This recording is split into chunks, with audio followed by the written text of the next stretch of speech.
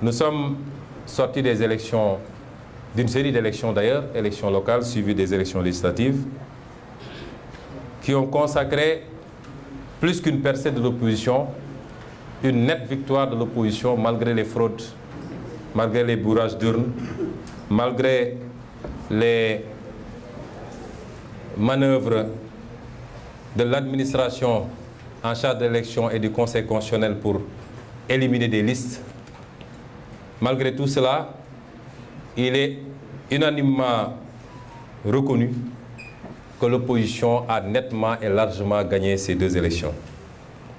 Nous en rendons grâce à Dieu et nous remercions le peuple sénégalais pour cette confiance placée à notre action. Mais il faut savoir avancer dans les deux sens. S'il s'agit d'élections stricto sensu, on a fermé la double page électorale des locales et des législatives. Évidemment, il nous faut gérer les conséquences de ces élections. Mais s'il faut parler d'élections stricto sensu, il nous faut nous orienter désormais vers l'étape cruciale, extrêmement importante, de l'élection présidentielle de février 2024. Il faut gérer, c'est vrai, les conséquences des élections passées. Et c'est pourquoi nous avons décidé de lancer le réseau des élus locaux de l'opposition, le REL, qui frayera sa voix en dehors de l'Association des maires du Sénégal, qui est une succursale de Macky Sall. Nous allons, dans les tout prochains jours, mettre en place ce réseau. Nous sommes juste en train de terminer les derniers réglages. Mais également, nous allons organiser des séances, en principe à partir du 25 à venir, des séances de formation et de concertation avec l'ensemble de nos députés pour les préparer à aborder la législature à venir. Nous avons beaucoup travaillé à identifier énormément de projets de loi dans tous les segments, dans tous les domaines, qui seront déposés sur la table de l'Assemblée nationale dès que l'Assemblée sera installée, compte tenu de la session budgétaire qui va démarrer immédiatement après l'installation de l'Assemblée d'ailleurs.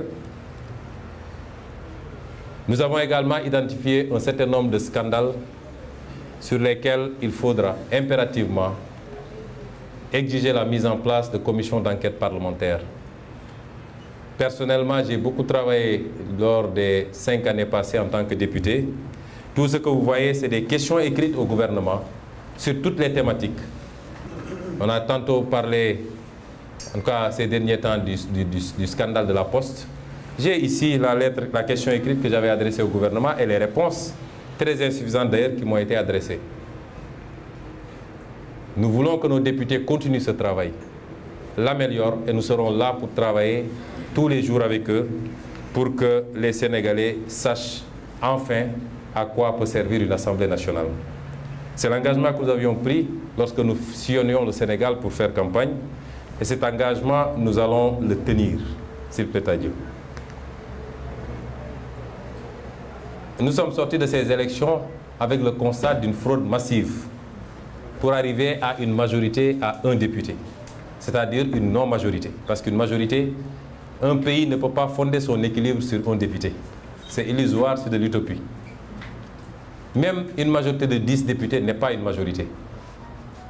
Donc, cette Assemblée nationale sera l'Assemblée nationale, même si elle promet d'être probablement assez courte, mais elle promet d'être l'Assemblée nationale la plus intéressante que les Sénégalais auront à vivre. Elle sera une vraie Assemblée nationale, nous vous le promettons. Nous sommes sortis de ces élections en prenant la décision de ne pas introduire un recours devant le Conseil constitutionnel.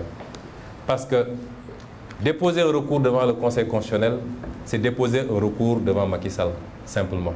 Il n'y a aucune différence. Nous n'allons pas crédibiliser une institution qui s'est mise à la solde du pouvoir exécutif pour charcuter les listes de l'opposition, pour décider de qui doit être candidat et qui probablement s'apprête à jouer le rôle de validation d'une hypothétique troisième candidature de Macky Sall.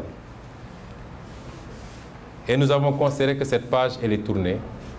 Nous allons en gérer les gains, comme je l'ai dit, mais il faut résolument s'orienter vers l'avenir. Et l'avenir, c'est les 18 mois qui nous séparent de l'élection présidentielle de février 2024.